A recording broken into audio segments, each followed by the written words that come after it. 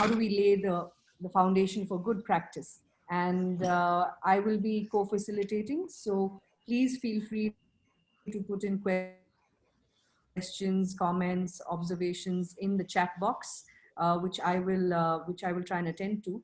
And we will stop from time to time to summarize some of the discussions that are happening in the chat box. And then, like Raju said, we will go into a case presentation following further interaction. So, Teresa, over to you.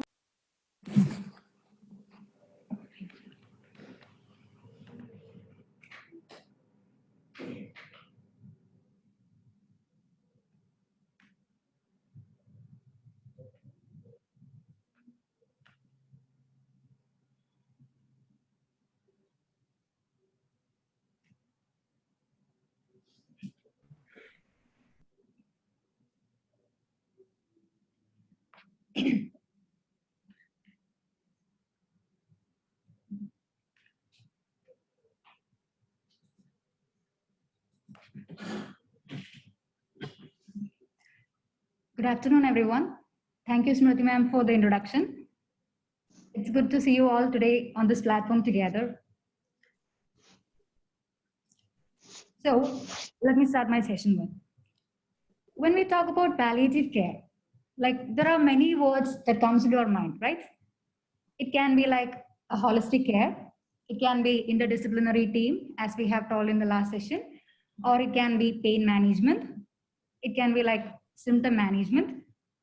Then what else? Like maybe it's end of care management. So all these are random words that comes into our mind when we talk about palliative care, right? So another important term I'll be introducing you to that is you have to remember when we talk about palliative care is psychosocial support. As we know, in palliative care, what we focus is individualized patient care. A crucial feature of individualized patient care is to identify and manage the psychosocial issues of a person. As we are giving importance to the quality of care, and we are actually aiming at improving the quality of life of a person. So what we aim is to have a comprehensive assessment of a person in order to have proper interventions. I'll be taking you through the foundation of good practice, that is assessment, with a special focus on psychosocial assessments.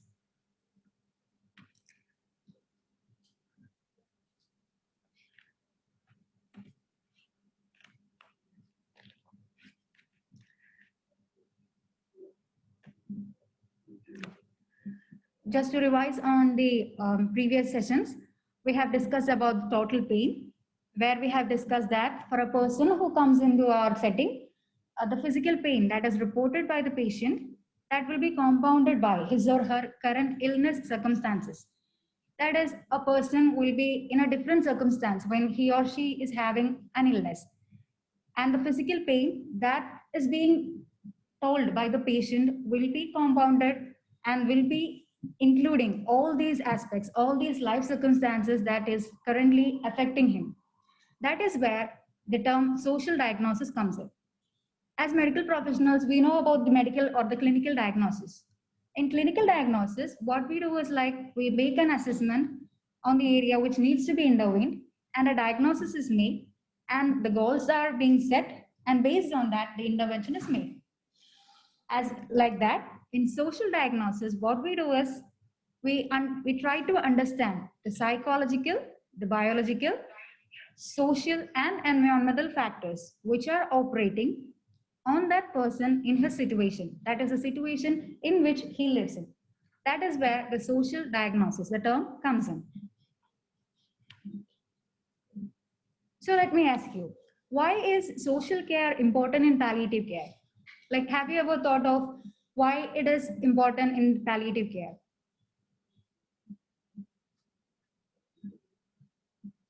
The reason why this psychosocial aspect or the psychosocial support came in action in palliative care is because very often we come across all those people who are going through different crisis situations, right? It can be it can be an unexpected diagnosis, or it can be a traumatic injury or an accident that has happened, or it can be the grief, or we come across people who are about to lose their loved ones. So all these areas are some kind of crisis that happens in the life of a person.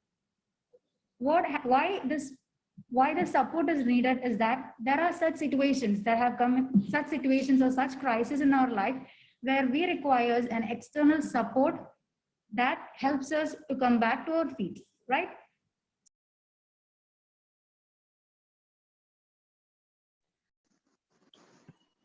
So while we wait for them to rejoin us, I think they're just going to reconnect in a moment. How many of you here are familiar with the idea of a social diagnosis, or is this a new phrase for many of you? You can just put in the chat box if this is a phrase that you've been familiar with before, or if it's a brand new phrase that is being introduced to the vocabulary today. New phrase, I can see some of the responses coming in. Yeah, it's relatable, isn't it? And it seems like a very obvious thing that should be done anyway, but it's nice to give something a name. So great to see that. Oh, I'm happy to see that somebody's actually aware of it. That's great, Avatar. Okay, Pallium India is back online, and yeah, great. Sorry, the technical glitches, I think, is something that all of us are very familiar with now. Thank you for being patient. Teresa, back to you. Okay. So I was talking about the why psychosocial care is important in palliative care. So that is why, like the crisis that we have in our life, we always requires an external support. Usually we have that situations in our life where we actually crave for, or we need the help of an external support for having to get back into the grip of the previous life that we had. So that is what comes in here. Living with a life-limiting or life-threatening illness, or the awareness of approaching death, can cause unique stresses and challenges in one's life. In a life-limiting, so life should be considered in a broader perspective. In a life-limiting illness, we can like, for example, we can say a traumatic injury that lead a person to a paraplegic condition. So that person will be confined within the four walls of a house. That is limiting the person from having the so-called normal life, right? So such life-limiting illnesses or the life-threatening illnesses like advanced cancer, where they're aware that they will be approaching death. So all these actually causes unique stresses and challenges in one's life. Also, the serious illnesses, it disrupts one's rhythm of the family life or the individual's life they were living through. The individual's thoughts, their feelings, the relationships within the family, then the social and spiritual support systems that existed for the person, then the financial stability and spirituality. These are the areas that can be disrupted due to a serious illness. And as clinicians who are interested or who really genuinely requires or genuinely wish to make a change in a person's life, needs to know what exactly is the importance of psychosocial care in palliative care. To talk about assessment, assessments are basically the exploration process. It's all about gathering information about a person. In order to know more about a person, we need to spend time with the person. So why this assessment is important is that the selection of goals and the interventions that we do, it largely depends on what is being assessed. It's not about a detailed talk that we had. It's not about the length of the information that we have acquired, but it's about what is being assessed. So in order to understand which are the areas that are to be assessed, we should have a proper understanding of what exactly are the areas that can influence the well-being of a person. That is why it is called as the inappropriate or inaccurate assessments that can lead to inappropriate goals and interventions.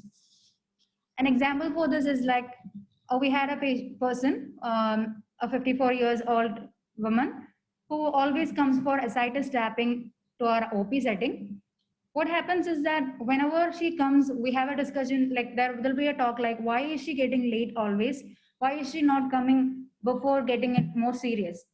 So every time when she come, this was the only question, but no one dared to ask her why or what is the reason behind this lateness. So it was only doing an assessment with the caregiver, that is her daughter, we get to understand that they never had enough money or they never had enough transportation facilities to come for this.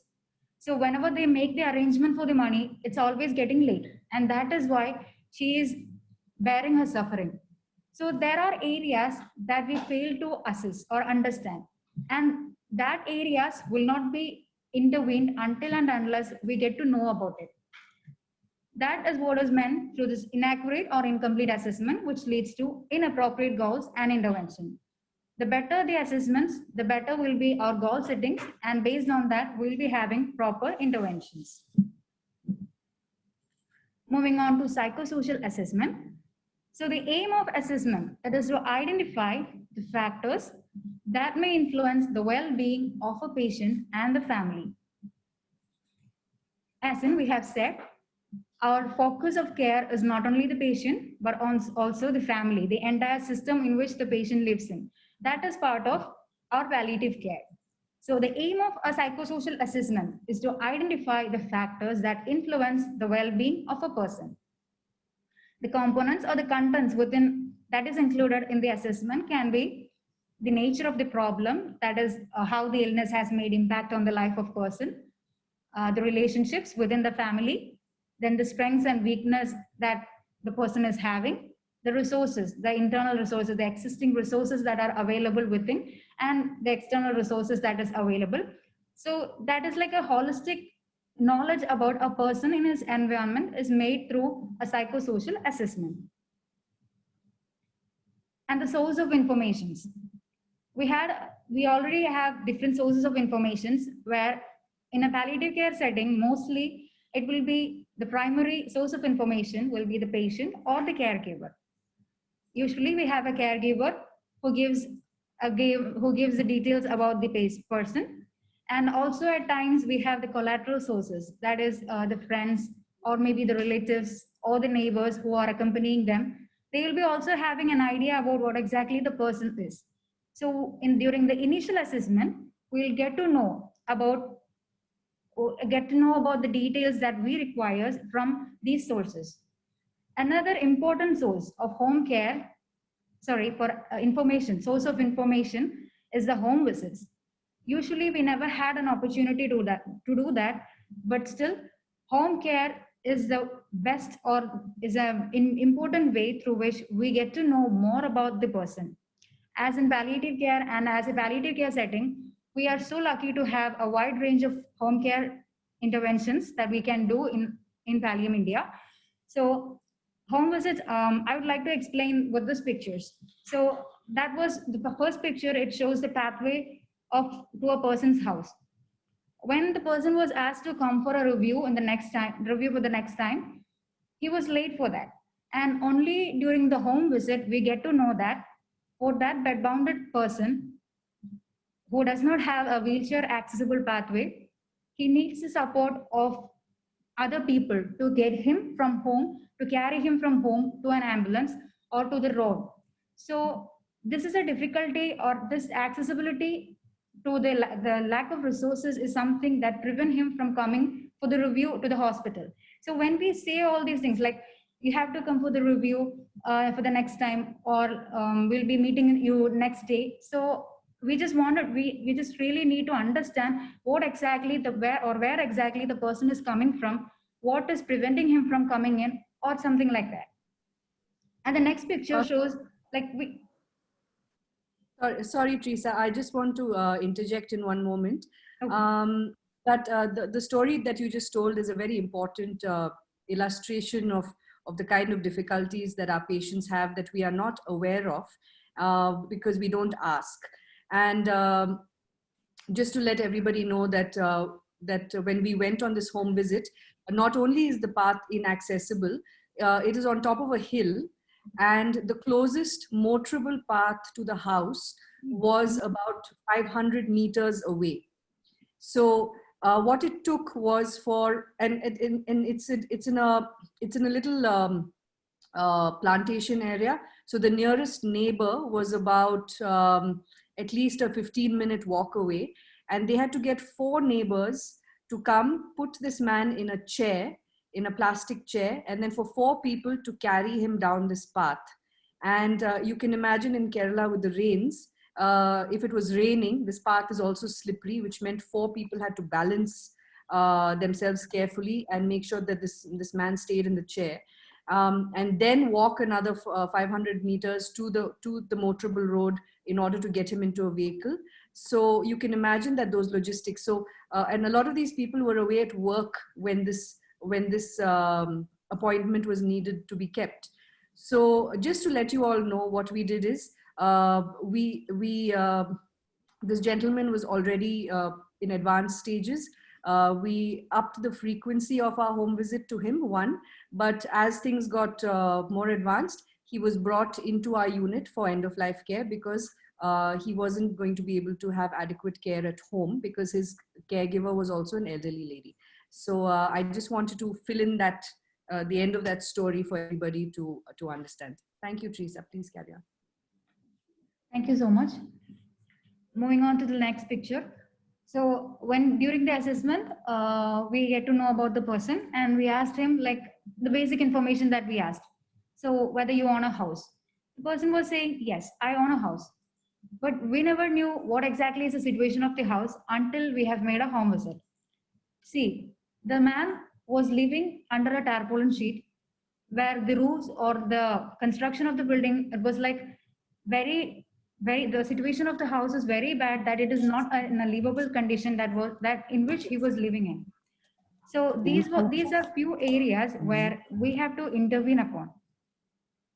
Unless and until we get to know more about the person from different sources, from multiple sources, we'll be never getting into a proper goal or an intervention. As I have said, do you really think assessment from the session, like it will be understanding that assessment, it's not a one-time process, it is an ongoing process. Why? Because is that the psychosocial needs of the patients and the family or the caregivers, they often change over the course of illness. During the initial assessment, we'll get to know that okay, this will be the psychosocial need at that time. But for a person who has been into another situation or over the course of illness, he will be changing his psychosocial needs. Maybe at that time, a vocational rehabilitation is something he wanted, or he may need some other psychological support is something that is what he needed. So what we need to know is that it is an ongoing process where the assessments has to be a continuous process. And it is only through the purposeful observations and conversations that we get to know that these are the areas where intervention is actually required in. Why it is called the purposeful or conversation or observation is that we should have an idea. We should have an idea in mind that okay, these are the areas that are to be explored. So the conversations or the observations that we make has to be according to that.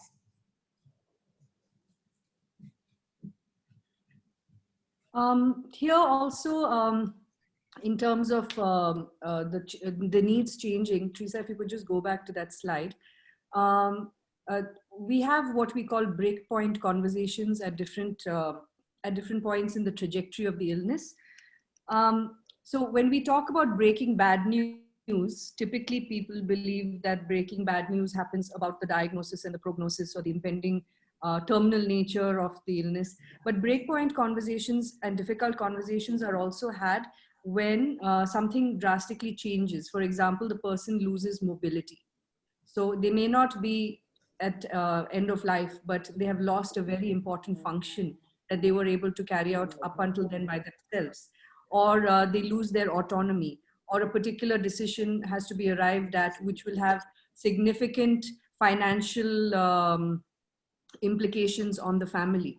So this is so when we say that it's an ongoing process because the psychosocial needs change, this is what we mean, that from the moment the person is diagnosed, till probably post bereavement even.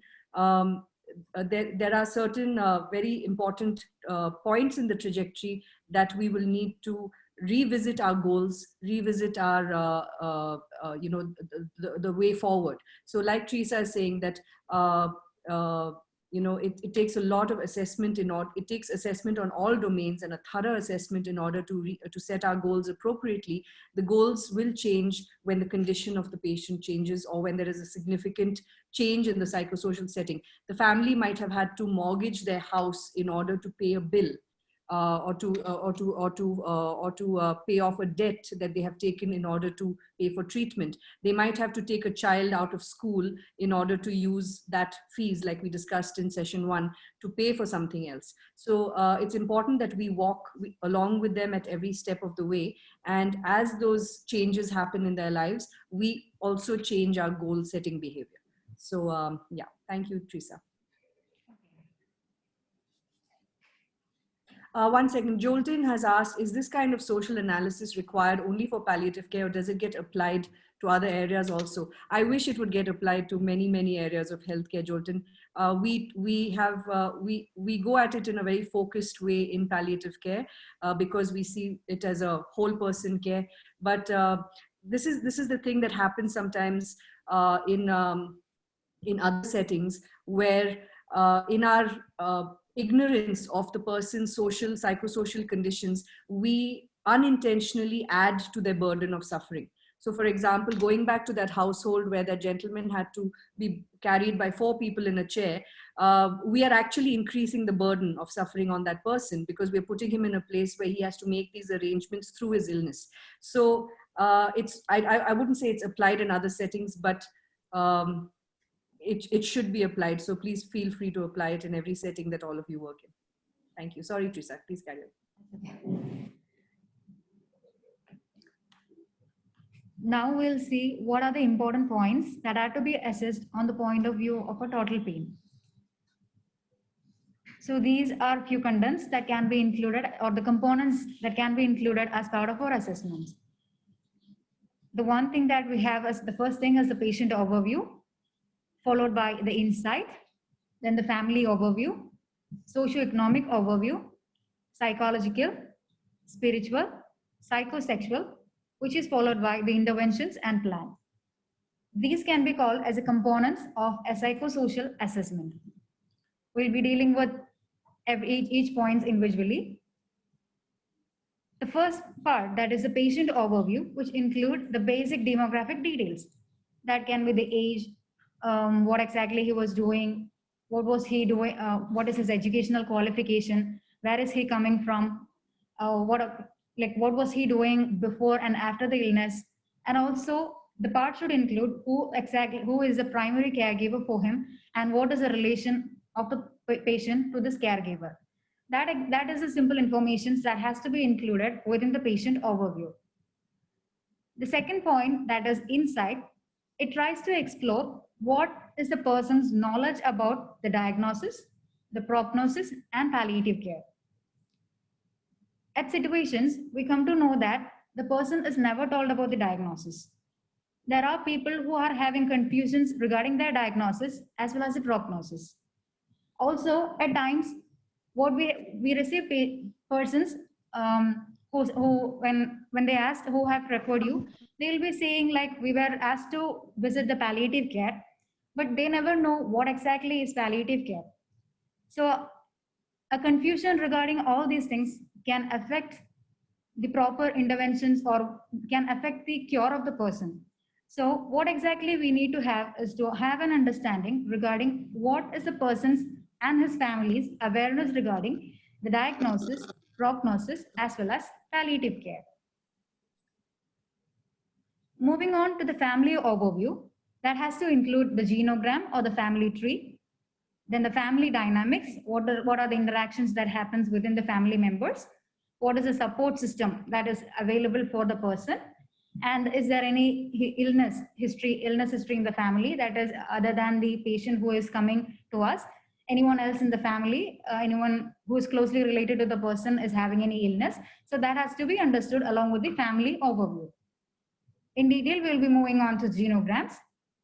So genograms, hope you we'll be all knowing about this concept, and we have seen genograms somewhere or the other in the patient information sheets. And genogram is a family tree. The concept was introduced by Murray Bowen. And what exactly genogram is? It is a graphical representation of a person over three generations at least. That tells about the structure of the family, that is who lives with whom, the dynamics that exist within the family, how are they related, what is the interactions inside, then what are the person's strength and what are the resources. These are the informations that can be understood from a properly drawn genogram. The types of the informations that can be written or added in a genogram is the name of the person, the age, the educational or occupational profile, and also the emotional relationships using different lines. So as you see, these pictures show the general symbols, the common symbols that we use for representing the relations in a genogram. The square, it represents a male, and the circle represents female. And the other shows the lines between them shows the relationship. And the second image, it shows how the offsprings are being represented in a genogram. So this is generally a common image that you can get when, like, the common symbols that we use in while drawing a genogram. And about the emotional relationships that can be mentioned in a genogram. These are like there are plain relationship, or whether there is an intimacy or very close relationships, whether there is a conflictual or tenuous or weak relationship that is between the family members.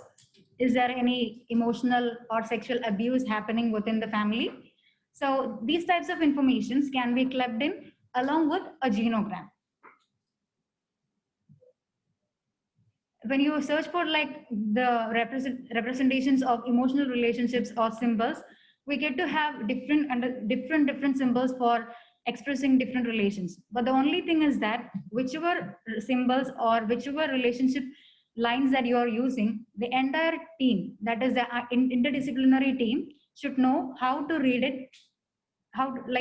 Every one of the teams should know how each symbol has to be read.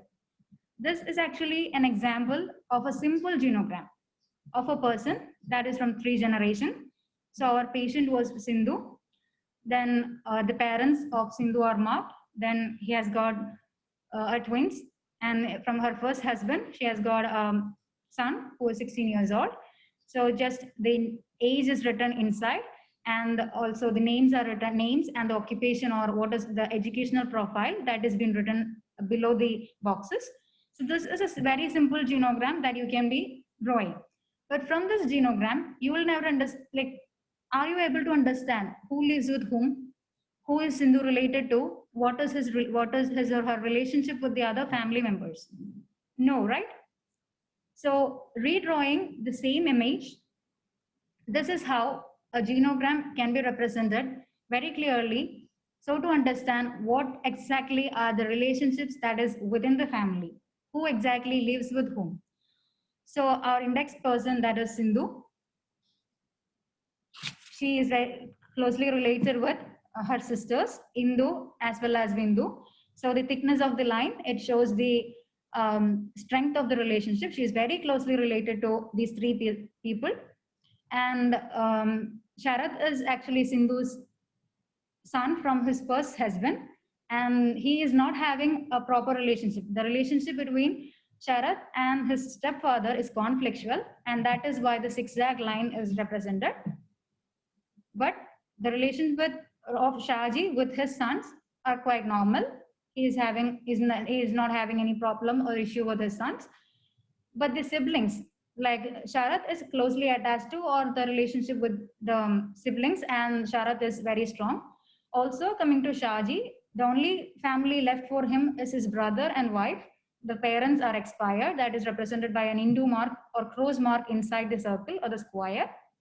So he is having a conflictual relationship with the brother and wife. So then the circle that is drawn, which shows the immediate family members. Sindhu is living with her husband and 3 kids. That is what is represented by the circle. So this is how a genogram can be considered as a snapshot view of what exactly is the relation that is existing inside the family. Now moving on to a concept called EcoMap. So when genogram shows the relationship within the family, EcoMap shows a relationship of a person with the larger society.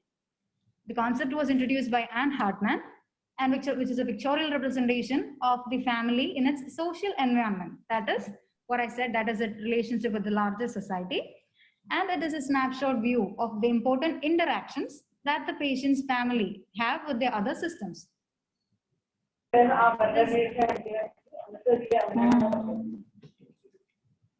Okay, this is a model of a genogram. These are few headings that can be included as part of the genogram.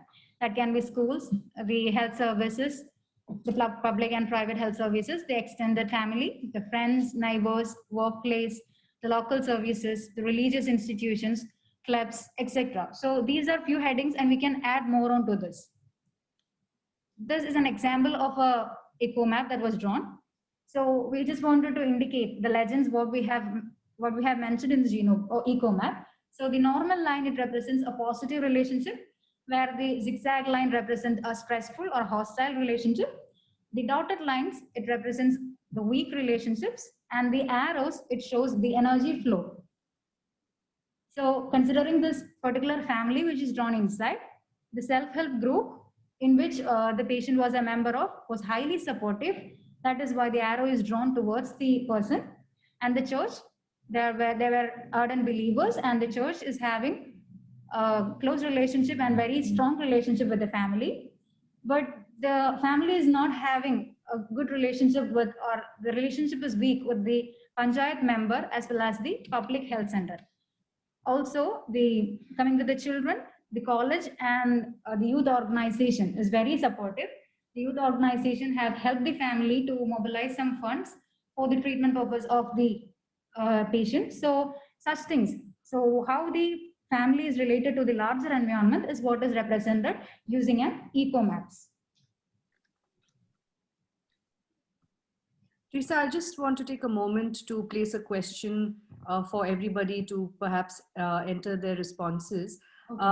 Why is it important for us to understand the dynamics of the genogram as well as the EcoMap? That's just a question that I'm going to place on the table for now. I know Teresa is going to be coming back to that a little later, but for the moment, I'd just like to understand from anyone, from everybody else, why is it that it's important for us to understand the dynamics and not just the structure?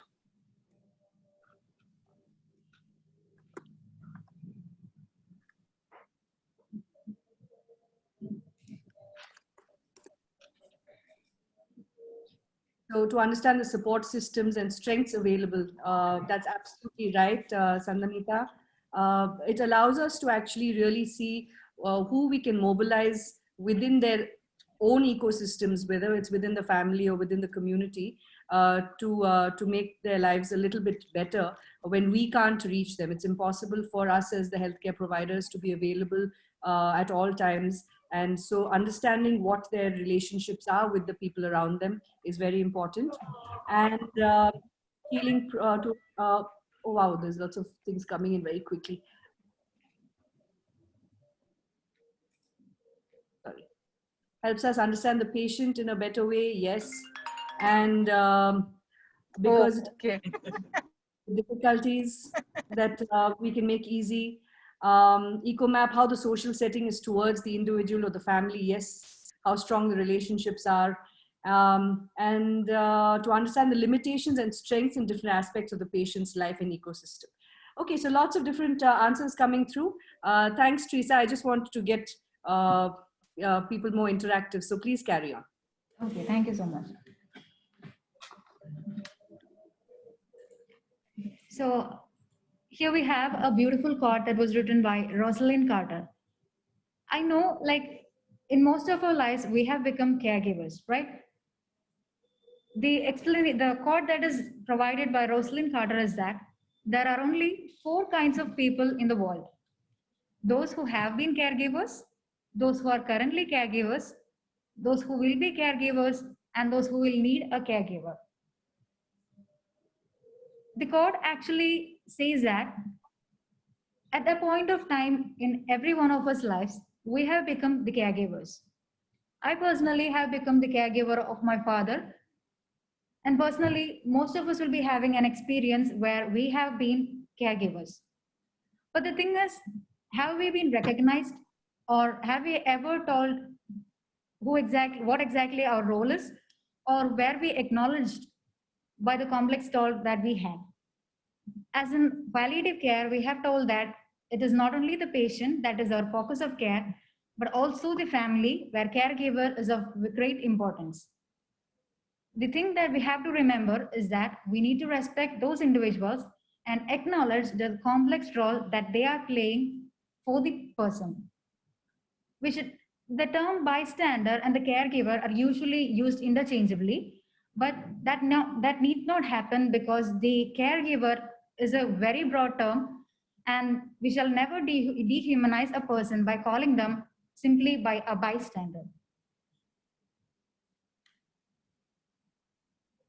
So we have talked about like what we have included was genogram we discussed. We discussed about eco maps, and also we talked about caregiver. And that was all part of the family overviews. And now we'll be getting back through the assessment parts. So we'll be moving to the fourth element, that is a socio-economic overview. What is trying to be understood in this is that whether the person is having adequate resources within the family. The first thing, so the contents that are included in socioeconomic overview of a person are whether the person is having adequate food, clothing, and shelter, who exactly is the breadwinner or who is the one who controls the finance within the family, what is the source of income, whether they have any multiple sources of income, and how exactly are the income being managed, whether they have some debts to be paid, are they availing any social support systems, the government schemes or the local financial supports? All these informations has to be included. And also why this education is important is that due to the instability, financial instability that can be caused due to the treatment expenses, there are chances where the children, they get drop out from schools. So we just wanted to know how this education of the children are also managed along with the treatment expenses at a point of time. So all these things will get to understand what is the source of income that the person is have and how it is actually spent for different purposes.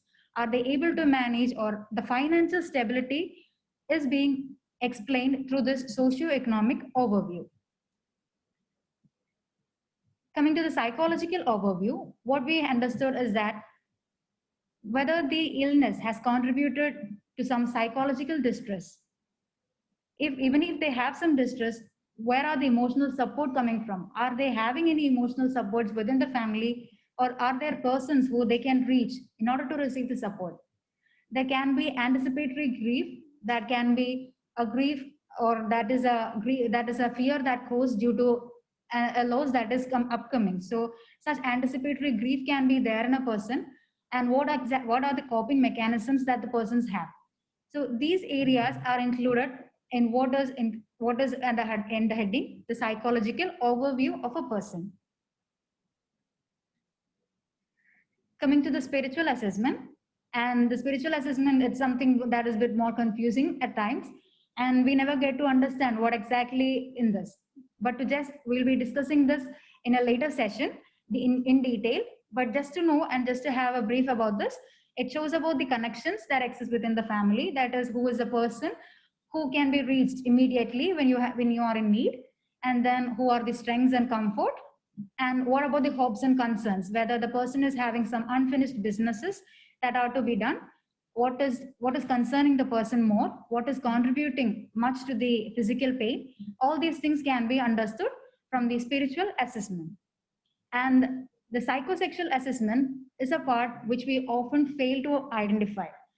And the thing is, like, maybe we live in a situation or we live in a society where we are not comfortable talking about the topic, and that is why this area gets unintervened.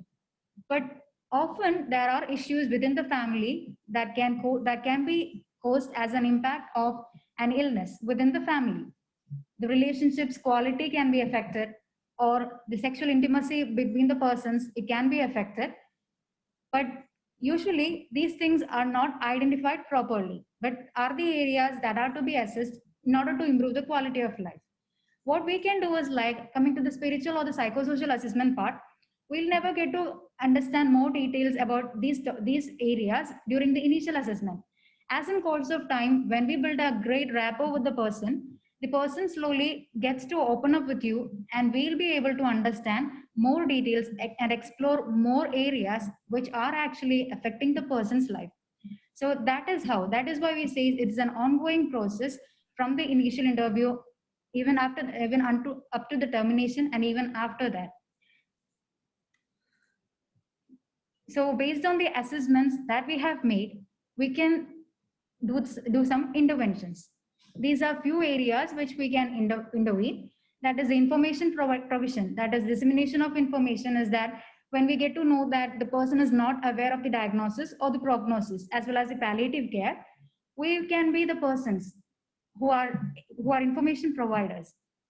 If the person is not knowing about the diagnosis and really wishes to know about it, we can have a discussion within the interdisciplinary team, as my colleague has mentioned.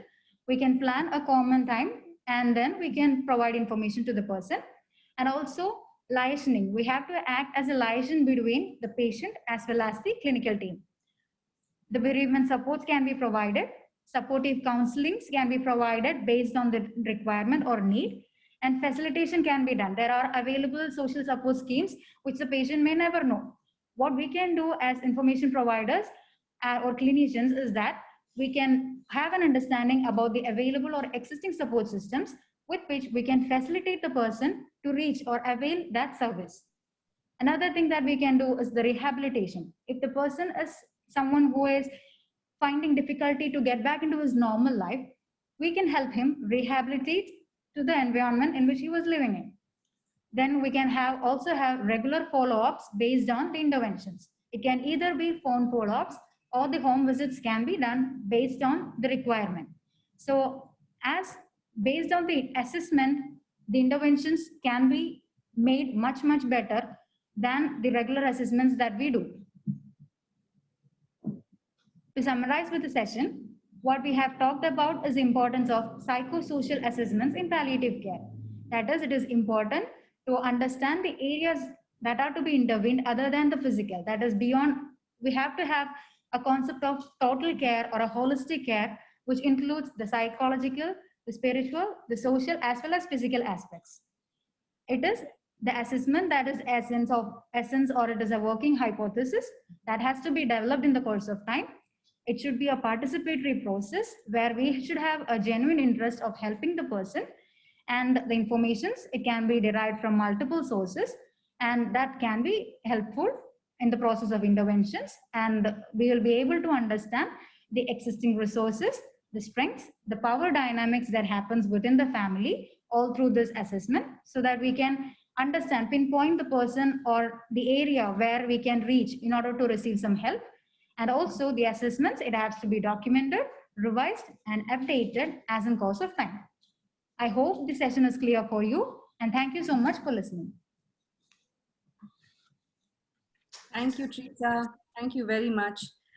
There's a very interesting conversation going on in the chat box as well, and I'm just going to pick on a few points that were raised.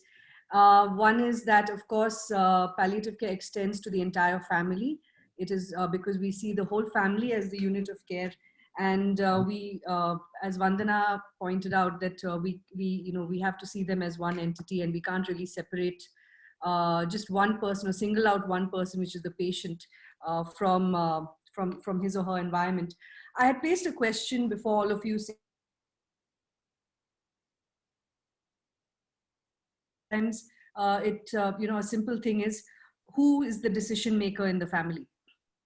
And we end up talking to the primary caregiver who is in attendance day in, day out.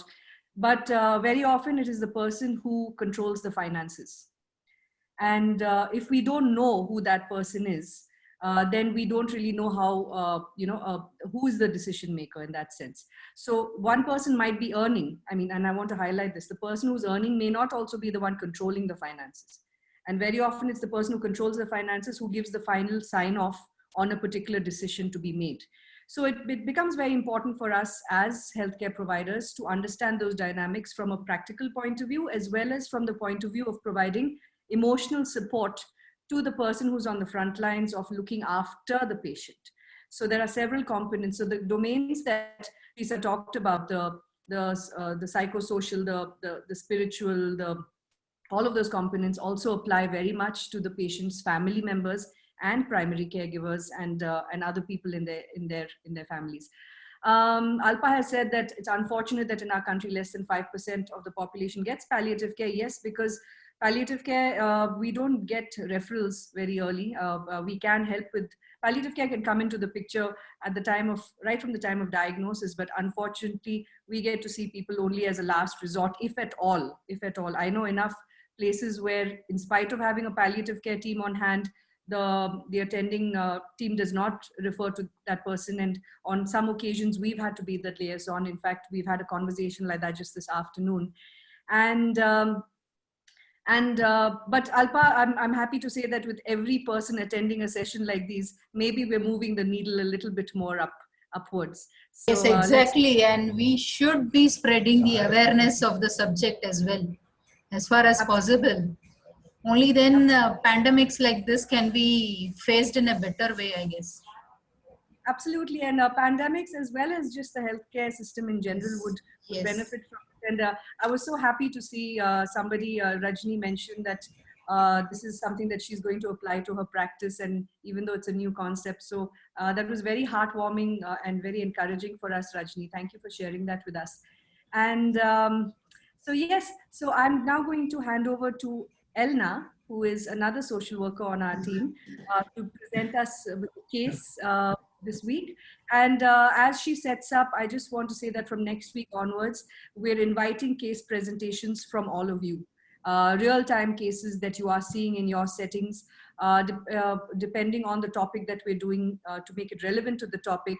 So Rajlakshmi will be sending out a template for the PowerPoint in which you can, you can fill in your own case presentations, and then we will be happy to include those case presentations in the relevant topics as we go forward. So Elna, ready for you when you are. Can I just make one practical tip, I think? That's one thing is, I think somewhere in her presentation, Teresa was also talking about having what was called collateral sources or something like that. So the one thing to keep in mind, I'm sure all of you have experienced this at some point, is that when you're taking a social history like that, one is to ask the patient, and it's also equally important to sometimes verify just get other people in the family also to think of what they think of this thing, because sometimes you may, I've had situations where we've had elderly women saying, my children don't want to take me to their home, and the children say, no, we are calling them to our home. So there's clearly a miscommunication between the two parties. So sometimes if you talk to both parties and try to, that's kind of our role sometimes, is to facilitate that. So it's also important to get all the views that are there surrounding that particular problem. Thank you, Deepak. Yeah, that's a very important point. Sometimes it's like putting a jigsaw puzzle together. And from that perspective, it's important to get different points of view. And in the process, because like, if we are saying that palliative care extends to the patient and the family, we also need to be mindful of what a particular decision, how that impacts the family as well. And yes, very often there is a slightly different perspective that you might get from different people in that ecosystem. So thank you, Deepak. Very, very valid point. And in the interest of time, Raju, are you ready to? Yeah, there you go. All right, thank you. Thank you, Smriti, for the introduction. So, good afternoon to all. We are really lucky to have such a vibrant audience, and nice to see you all. Myself, Elna, and I'm a social worker working at Pallium India since 1 year. So, through a wonderful, lovely presentation of Teresa, I think you all got an idea about psychosocial assessment and the importance of psychosocial assessment in palliative care setting. I hope you all got an idea, right? So here, I'm here with a case presentation. I think through this case presentation, you all could easily to understand what all are the importance of psychosocial assessment in a palliative care setting. So I'm directly moving to this case presentation. This is a case I'm directly dealing with, and also currently I'm dealing with this case. And also my senior social workers were also dealt with this case. So I know this person directly. So I'm directly moving to the case presentation. So due to the confidentiality issue, I'm not supposed to use the exact name of the patient. So I'm going to mention this patient as case A. So throughout this session, we call this patient as case A. So if you have any doubts or comments, you can put in the chat box. We will go through later. So case A is a 31 years old female, and she was diagnosed with a carcinoma in rectum. Now she is in her post stage of cancer stage. And she was diagnosed with carcinoma in rectum since 2014. And she is using colostomy bag since 2014 onwards. So she was worked as a sales girl in a shop. Due to her illness, she lost her job. You can imagine this case scenario in your mind. So this will help to understand easily this case, what Teresa was trying to say throughout her session. Case A, she is a 31 years old female, and she was diagnosed with the carcinoma rectum post stage, and she is continuously using colostomy bag since 2014 onwards. So this is a patient overview. So every psychosocial assessment starts with patient overview. And this is a brief patient overview. Due to the time constraint, we can go to the elaborated session. So this is a brief overview of case A, or the patient overview. Through this patient overview, we got a blueprint of patient's background, or the family, or the primary caregiver of the patient. So we got a brief idea. This is a brief one. So next, we are moving the insight of patient and the family members with regard to diagnosis, prognosis, and palliative care. So in this case, case A is completely aware about her diagnosis, and also family members were also aware about the diagnosis part. But both party is unaware about her prognosis. In palliative care setting or any other profession, maybe use collusion. We are using this collusion positive word in a prognosis. So here, in the case of prognosis, we are using collusion positive, which means we are shielding information from someone. So we are shielding information from someone. So here, prognosis is collusion positive in case A's case. So they are unaware about her prognosis. About palliative care, both the patient and the family members are aware about palliative care. And here, this is the place where social workers' importance came. It is our responsibility to aware the patient about palliative care settings and our services. So this is a information dissemination stage. So this is a total insight of patient case A and her family about diagnosis, prognosis, and palliative care. So next we are moving to the family overview. Through this family overview, we got an idea about the support system within the family. You can see in the genogram, or the diagrammatic representation of family genogram, you can see there are a lot of circles, rectangles. You can see this is a case A's family background, family overview. You can see that the slanted, there's a circle with the striped lines. That's the case A. That's our patient. And she's a 31 years old female. So the next one is the dotted lines connected with a rectangle. That is her husband. The cross one denotes that he died few months ago. So they have two children. The elder one is 11 years old, and the elder one is the younger one is 7 years old. And the lines, you can see that zigzag line which is connected with the rectangle and circle that denotes the conflictual or hostile kind of relationship with a patient towards her husband's family.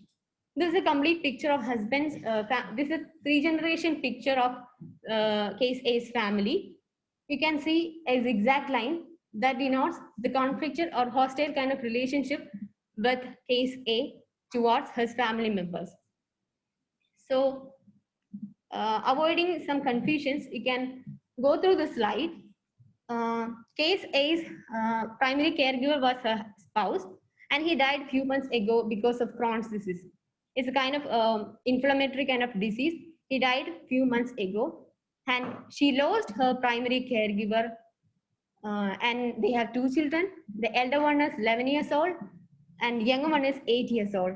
They are suffering from epilepsy and nephritis respectively. And due to love marriage, they lost all family support. This is a brief family background of case A. So you can imagine how much she is suffering with all the adding difficulties in her life. So she lost all her family support because of her love marriage, and she lost her spouse. He was the primary caregiver of case A, and they have 2 children. Both of them are patients, and they are undergoing treatment in different hospitals. So these all are adding difficulties in case A's life.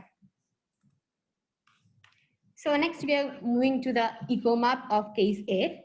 You can see different kinds of lines as Teresa mentioned in her presentation. I think it's easy to understand for you. These are these all lines, or the presentation is help to understand the support system outside of these immediate family members. You can see the thicker lines and the energy flows.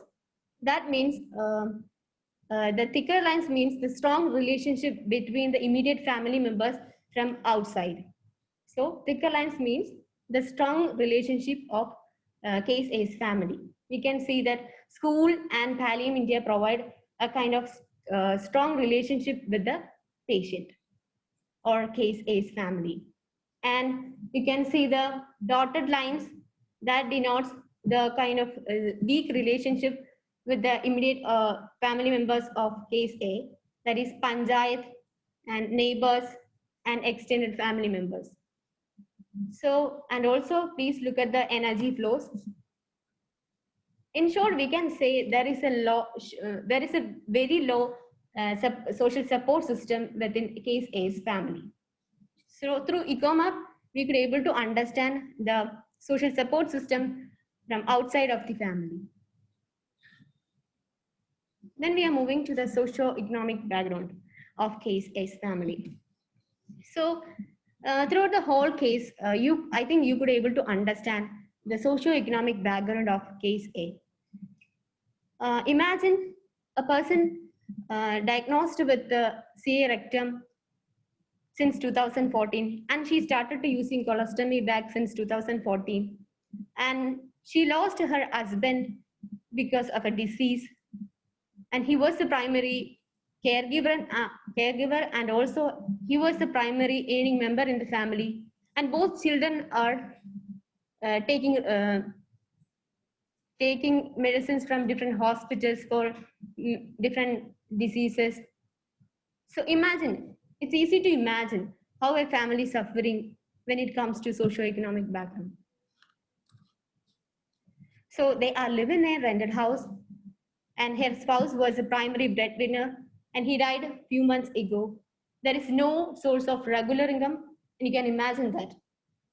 Even though they are holding BPL ration card, they are lacking adequate food to intake. They are lacking social support only because of their love marriage with her spouse. And they have 25,000 debts in the bank. So it's clearly visible throughout the whole case scenario. They are really financially in a deprived condition. Their socioeconomic background is very poor. So next, we are going to the psychological overview of case A. Throughout the whole case scenario, it's easy to understand her psychological background of case A. She is in a grieving state, always. She's always a grieving state. As Teresa told that it is not a sudden process. All psychosocial assessment is not a sudden process. It's an ongoing process. We find out these kind of things, not a sudden initial assessment or something. It takes many time to open up, or it takes many time to open up or ventilate her emotions to social workers or someone who is listening to her. So here comes the importance of how we social workers make a good rapport with the patient and her family. So a good rapport will result, we could able to find out these kind of information. Psychologically, she is in a distress condition almost all the sessions. And after the many sessions, it's easy to understand that. And also she opened up her that she had in a much suicidal ideation and her anxiety regarding children and their treatment plans. And there are a lot of worries within her. And you can imagine that she was diagnosed CA rectum when she was in her 24 years. At that time, her younger son was 1 year old. You can imagine that he lost all her motherly affection and warmth, love from her mother. Until now, it remains the younger son's mind. So it also affects case A's family. So these are the major psychological overview, and she's isolated from the family, and she also faced marital issues. You can imagine that always if a person started to using colostomy bag since 2014, that is a most beautiful period in everyone's life. So this colostomy bag usage will create a body image issue in case A's life. So it led a marital disharmony within her, and there is a breakage of her husband and wife relationship. So these are the major psychological problems that case A felt. So as Teresa said, palliative care is always focusing on total pain, and this is after the result of the physical, socio-economic, and psychological spiritual assessments. We never consider patient as a patient always. We consider patient as a person. So when we look a patient as a person, we need to look upon all these factors like physical, psychological, socio-economic, and spiritual assessments. So throughout a detailed, many follow-ups assessment, we could able to find out these findings after a detailed follow-up and psychosocial assessments. So this is an ongoing process, and under the physical assessment, we could able to find out the points you can see in this slide. She is unclear about her prognosis and discomfort due to the continuous use of colostomy bag and physical pain and body image issue. These are the points comes under physical aspect. Then the socio-economic aspect. These are the aspects we could able to find out a detailed psychosocial assessment. There is any member in the family and worry about education expenses of their children, loss of savings due to repeated hospital visits, and case A is unable to find a job as she doesn't have higher education, and also due to her disease condition. So financial constraints are there. Then comes about psychological aspect. There is anxiety, suicidation, and isolation and stigmatization from the family, unexpected death of spouse. These all points comes under psychological aspect. Next, when we come to spiritual assessment part, it is clear that initially she was an ardent believer in God and she has enough faith in God. But later on, she's asking that why this much bad fate happened to my life. So this was a question that arose after a great problem. So throughout a spiritual assessment, a social worker would able to find out these points. So she lost her hope. And case A believes these events are the fate of her family. So these are the major points comes under palliative care setting when we take a psychosocial assessment, which led to total pain of a patient. So now it's time for discussion. So if you have any comments or doubts, you can put it in the chat box. And the first one is, how will a psychosocial assessment help case A and her family? I think now you could able to understand the importance or the importance of a psychosocial assessment in palliative care setting or any care plan. So psychosocial assessment plays a pivotal role in care plan of a patient. So what are the interventions can help case A and her family? So let's the major interventions for case A and her family. You can put it in the chat box. We will go through that. So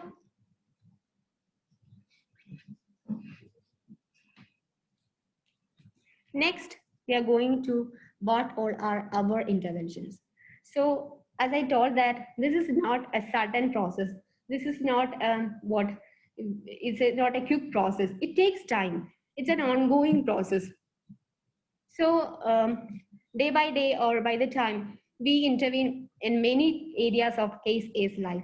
So next we are going to, what are our interventions in case A's life?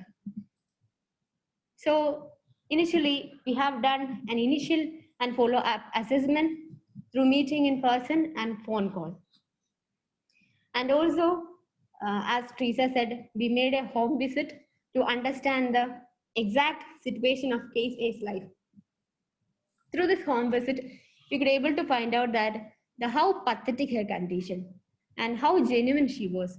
So these all things we could able to find out through a proper home visit. So we have social workers for home visits. So they went there and they understood the current condition or the exact condition of case A. And also we provide supportive counseling for patient and children. So next we provide immediate medication was provided.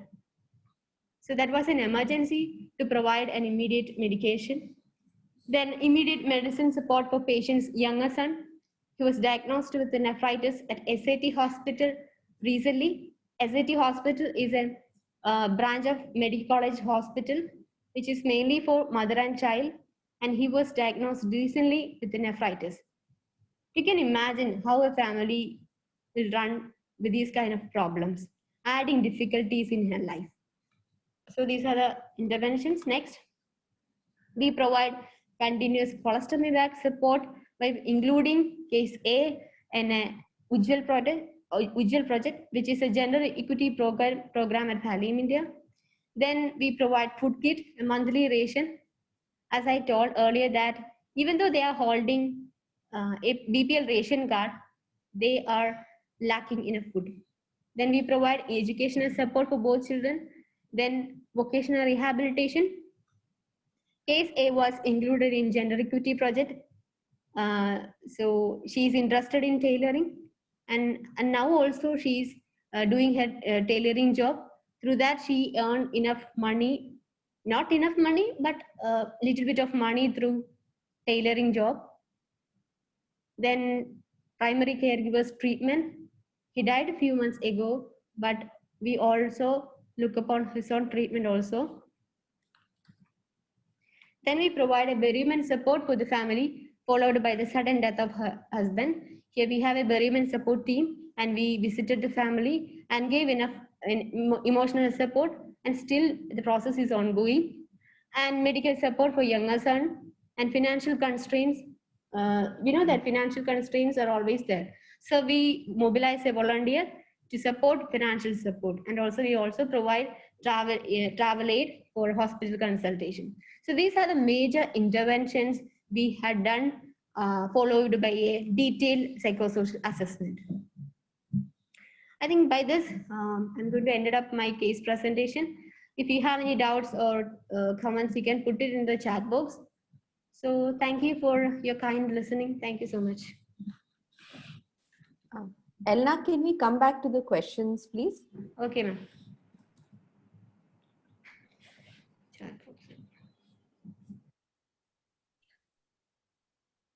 So using some of these, using these points as discussion points, I can see that lots of people have put in a fair number of responses.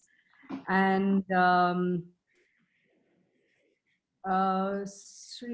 I think, has to tag everyone. Okay, stigmatization due to the chronic use of colostomy bags is a serious. I mean, it's a very valid point that Avatar has mentioned, and I think we don't really pay much attention, as much attention as we should, to what body image issues do come up, especially for such a young woman, and that has had a huge, that's taken a huge toll on her sense of well-being, sense of self-worth. And as Elna mentioned that even earlier, there was some marital discord based on that. So there must have been intimacy issues as well, which also, if you see that her husband died all of a sudden, there's a lot of residual emotion from that as well, grief, lack of closure, and other associated complications, which our bereavement support team was able to go and address.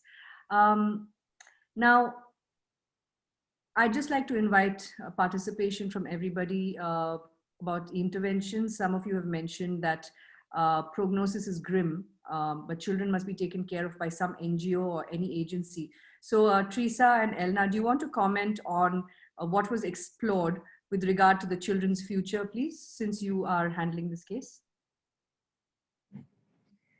Actually, they were in our educational support scheme, and also we are providing enough medication support to the children. So, and also follow-up is also undergoing. And these are the things, ma'am, happening now. I think the question is also about if a prognosis is bad, and if what will happen to the children if for some reason she's not around, then what happens to the children, and who will be looking after them? Yeah, I mean, someone has asked what happens to the children when she's gone. So what are some of the areas that we are exploring for the future of the kids?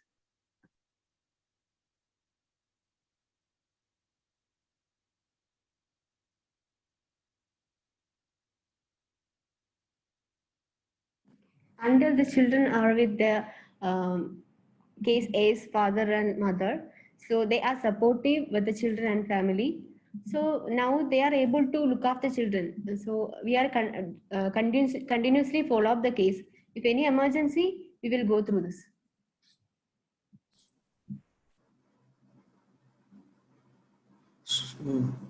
That's a very important point, that guilt due to the marriage that happened against the wish of the families, since this is mentioned quite a few times. Yeah, that's one of the psychological concerns that have been raised. And perhaps what is going to be also explored as we go forward is some kind of reconciliation between the patient and her own extended family, now that she has been through so much, and the children are also not in the best of health. There is a process of reconciliation that will be explored, but that, as you can imagine, takes time. It's years of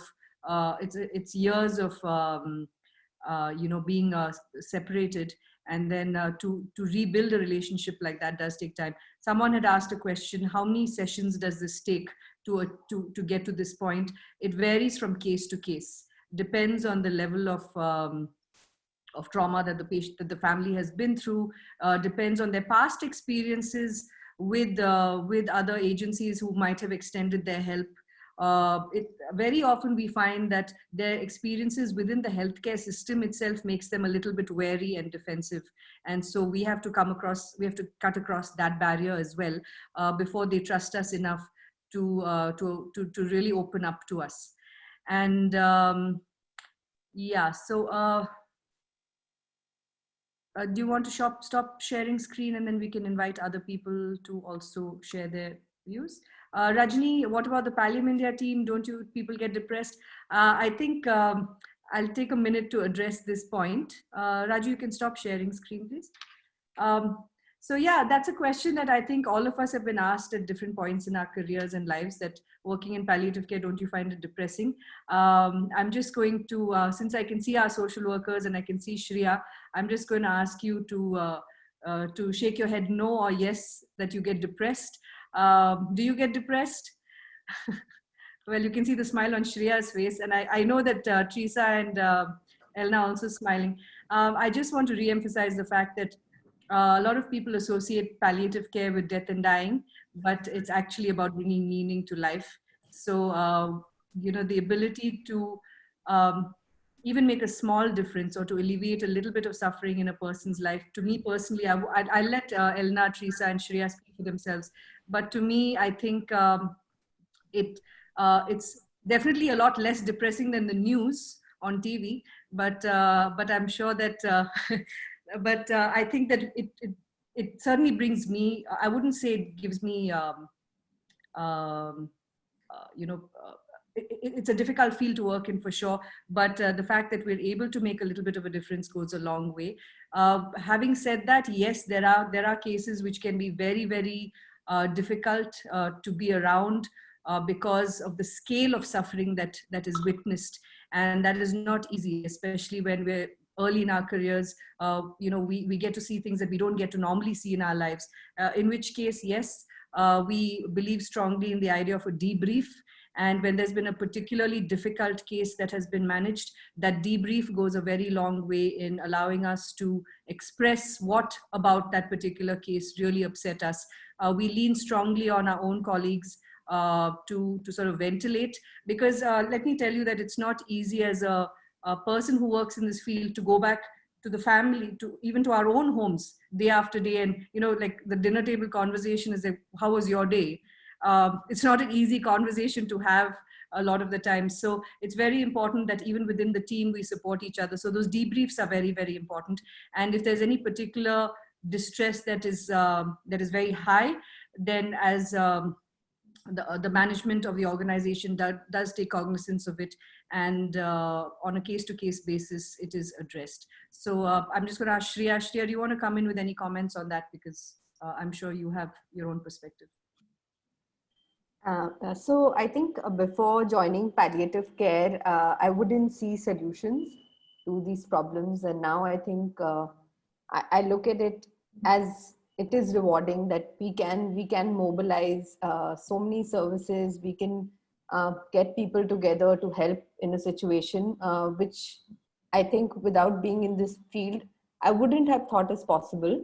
So I think, yes, there are, because first I don't have direct patient interaction. So I'm sure our frontline workers will have more real life stories. But for what I see, and now because I'm in palliative care, a lot of my extended family, friends, everyone, calls me to know how things are happening, or if they have any issues or illness in their family.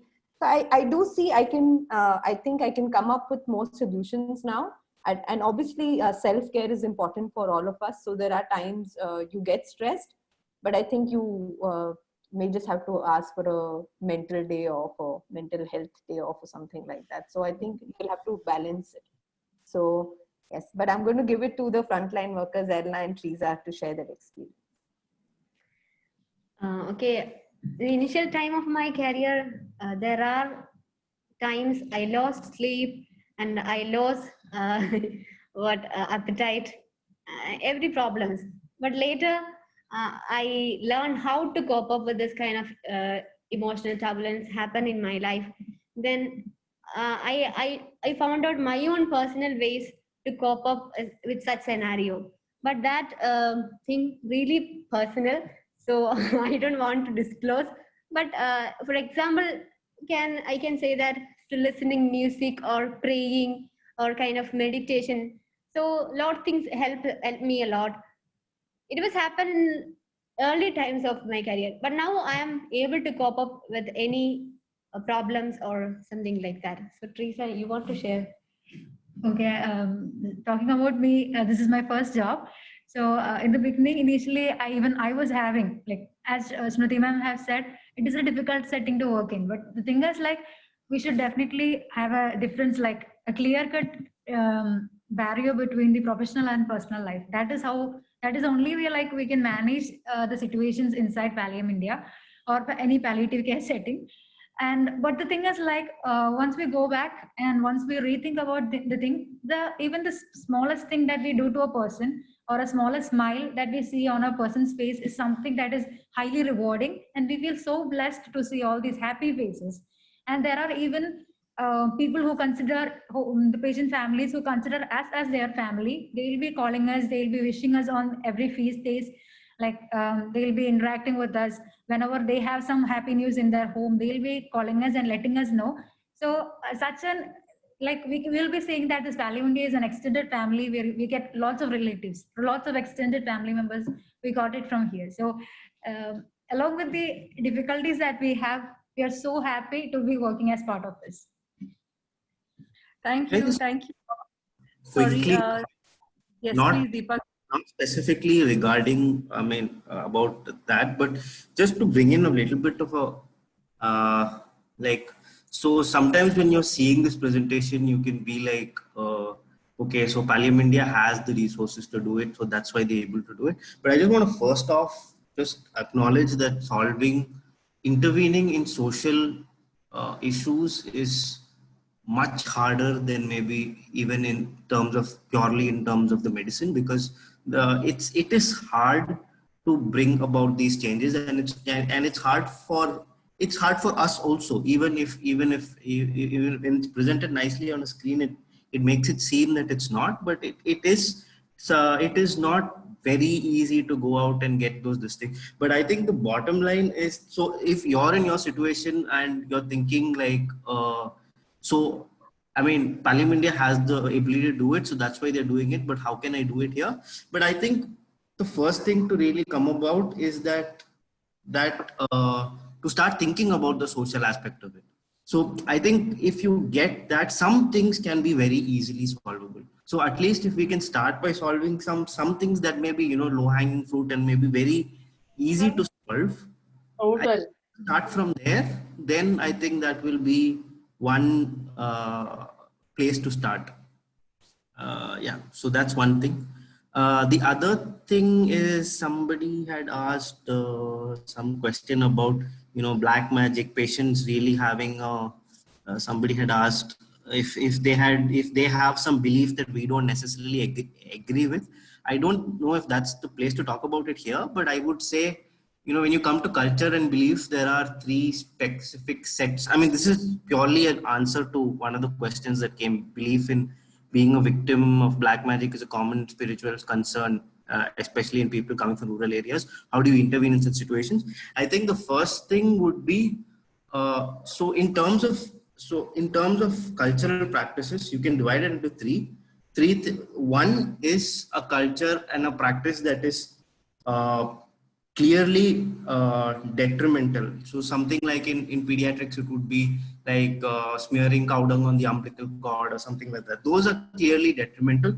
The other things are, you know, positive, like for example, you know, having a bath daily and all. They come from culture, but they're very effective things also. And the third would be neutral things, where you don't really want to get into that. I think that's a whole session in itself, but I think we will cover that somewhere in the course. But my this thing would be not to directly go and confront the, like, if you claim as, you know, it is wrong, don't listen to that. I think that can lead to a little bit more confrontation. I think at that point you should just have to focus more on building the rapport and gaining the trust, and after that you can address those issues slowly as it goes, as that rapport builds. So that would be how the way I would approach it. Thank you, Deepak. That was very helpful, and I completely agree that there is an art to doing to addressing especially sensitive topics. At no point do we dismiss or insult somebody else's belief system, or try and talk them out of a particular belief system, because that would only create more of a divide between the team and the family. But yes, where it is detrimental, then that has to be addressed. But we will cover spiritual issues in more depth as we go along. I mean, it's a vast subject to cover, so I think we've just touched upon it, and I'm glad that people are bringing up these questions. And as we prepare for the sessions further down, we will be sure to cover some of these points that have been raised. Stella, you've asked if Pallium, do the social workers come back and have an hour with the seniors? No, we don't have that system in place. It would be very, very difficult for us to be able to do that because we have so many different home care teams going out. We have different settings that we're operating in, but we do have a weekly meeting, team meeting, and challenges and things are also discussed there. But the multidisciplinary team also meets on a regular basis to debrief from the clinical side of things. So we have different sort of safeguards in place in that regard. So we're almost at the end of the session. Raju, we have a few minutes left. Do you want to? I just wanted to add my perspective towards, how does one feel interacting with palliative patients. I interact with the palliative patients, stage 3, stage 4 patients, lung carcinoma patients, and a lot of the patients are young. And during the course of my interaction with them, a few of them have moved on to the other world. It does leave me with a sense of loss, a sadness, but also immense gratitude that I've been able to contribute to their lives in a certain way. So yes, interacting with palliative patients is not easy, and you do feel sad, but also it's an idea in your thought that you've been able to contribute to the betterment of the patient while the patient was alive.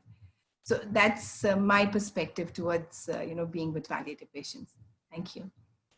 Thank you, Vandana. Thank you so much. Thanks for sharing that. Raju? Thank you all for that. It was a very interactive session. So next session, we are having a topic on pain and its impact. It will be taken by Dr. Aju. So we really wish someone to come up voluntarily for a case presentation next week. So we can have a chat in a group. Whatever difficulties you're facing in between, let us know. We can guide you to it. But let us know if someone can take it forward for the next week. And for the upcoming sessions too, we wish to have our participants coming up with patient stories. I hope these sessions are turning to be very interactive and very beneficial for you. If you have any doubts in between, please do write to us, or you can chat on our WhatsApp group too.